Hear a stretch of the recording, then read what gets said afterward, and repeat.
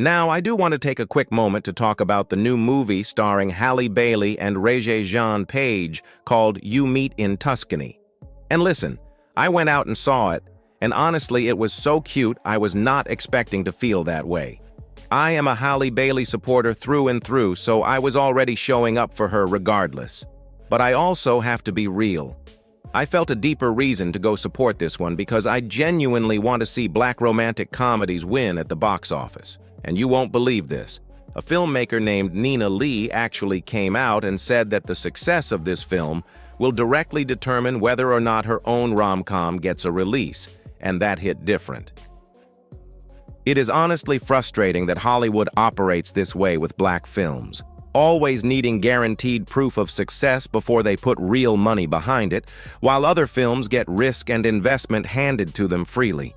But despite all of that, I still went out. I put my money down, and I left that theater wanting to go right back in and watch it again. It was funny. It was lighthearted. It was feel-good energy all the way through.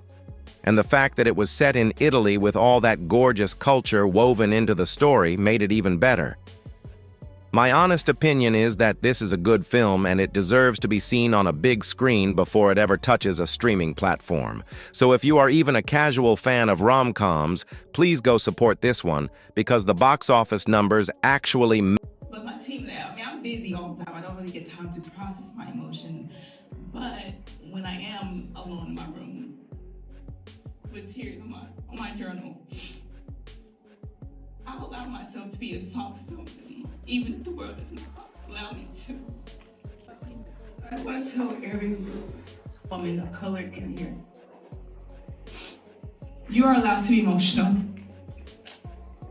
You have the outright to be angry in some circumstances. You're not too angry.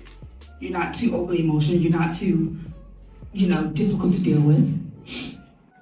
And although the world makes us seem like we have to be robotic in those environments, and we're not allowed to be emotional in those things, we are human at the end of the day. And the color of our skin should not define how emotional we're able to get in the public eye. It's not fair. And I'll find myself at times, even on TV, I'm like, I don't even feel human, because even the moments I want to cry, I know I'm not able to. I know I'm not allowed to. Any little thing I say is used against me, and it's not fair. And even with those stigmas around that, still be emotional anyway. Still say what you want to say anyway. They're going to think what they want to think. So when I find myself at night, I allow myself to cry. I allow myself to be soft. And even if you're soft, you're not weak. You're human. Black men, you too.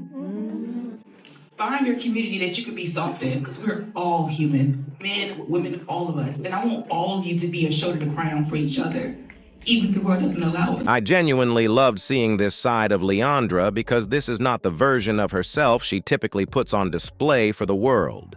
She carries herself with this tough exterior almost all the time, and most people just assume nothing gets to her.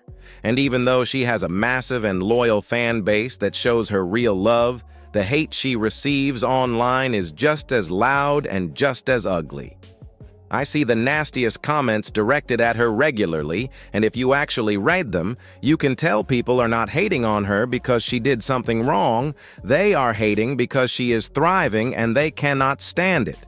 She completely shattered every expectation people had for her coming out of Love Island because nobody predicted she would be the breakout star of that entire season.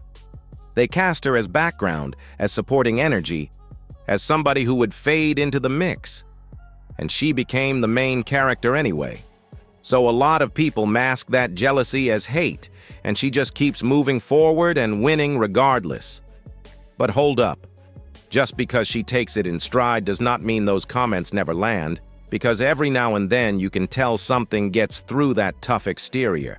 And the pressure she has felt to bottle everything up goes all the way back to her time on Love Island, where she was always composed, always put together, always in control of her image.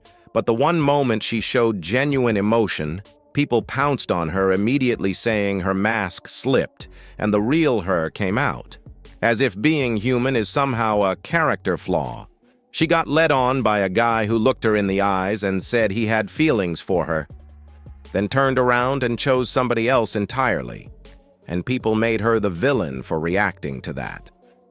She had every right in the world to feel exactly what she felt. I was just keeping quiet. I got tired of just being this strong woman. I feel like that got me overlooked and got my feelings overlooked. I truly feel like since I wasn't showing emotion, I wasn't crying, people was like, you know what, she could take it, she could take it, she could take it. Besides me being a strong woman, I'm also human. I can only take so much. How often did you feel like you had to tone down, as a Black woman on a TV show? It's like, if I just sang a peep or something, it's now taken out of context. Taken out of context. And now I'm a bad guy. Now I'm a mean girl. Like it's very exhausting, to say the least. I truly feel like me and Shelly have to tone down a lot. Exactly. To not cross over that boundary, because a person that looks the opposite of us, as soon as they get emotional, it's like, oh, we're gonna cater to this person. Like, bro, what about us? So you get yourself, because in 1 minute, Olandria's too stoic. Then you step in an old boy's ass real quick and she's doing too much. So fast forward to now. Somebody came forward and put Cardi B on full blast for what was allegedly left behind in that dressing room. The claim is that Cardi B and her entire team trashed and vandalized the State Farm Arena changing room in Atlanta during her Little Miss Drama tour run. Now the internet is already split down the middle on this one. Some people are saying it wasn't Cardi herself, but maybe her team, her guests, or people she brought through that night. But then there's another side that is fully convinced Cardi was being petty on purpose after everything that went down with that staff. Here's the thing, though. I don't have all the details yet, and Cardi B has not come out and addressed any of this publicly. She might speak on it, she might not. And y'all already know Cardi does exactly what Cardi wants to do. So I want to hear from you. Do you think Cardi B trashed that dressing room out of pure spite after how she was treated? Or do you think she just genuinely did not care anymore given everything all together, and the ladies being very welcoming on the tour? I think me and Mo had some of the best conversations.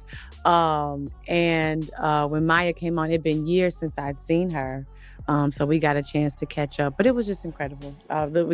All the ladies were just absolutely incredible. So when Maya went for I was like, oh my God. Listen, and with all due respect, right, because we love Money Long, when Money Long wasn't able to do it, the fact that Maya was able to just pop in like that, is she's so professional. But that's the school. That's the school. Right. You know what I mean? Like, she came in, she shut it down, she put a hell of a show on. So that was Kelly talking about her experience on the tour, and if you were paying close attention, you already caught what I caught. She mentioned Monica, she sang Maya's praises, and honestly, Maya deserved every word of it because she pulled up at the last minute to fill in for Money Long when Money got sick and absolutely delivered. Like, I am not even going to sugarcoat it.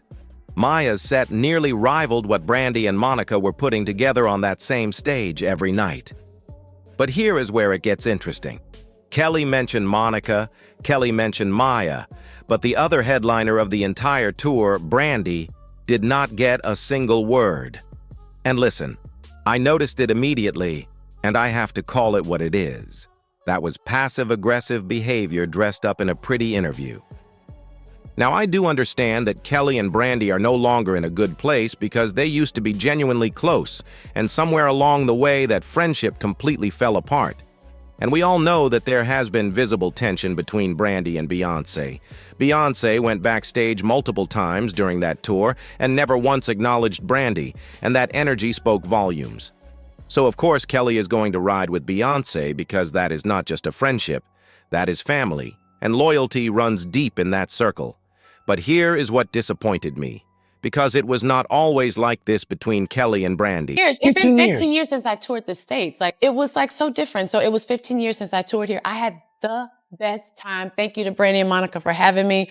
And Brandy and Monica have been so amazing, such wonderful tour partners. And when they announced this tour, I was super excited, very excited that they asked me to be a part of it.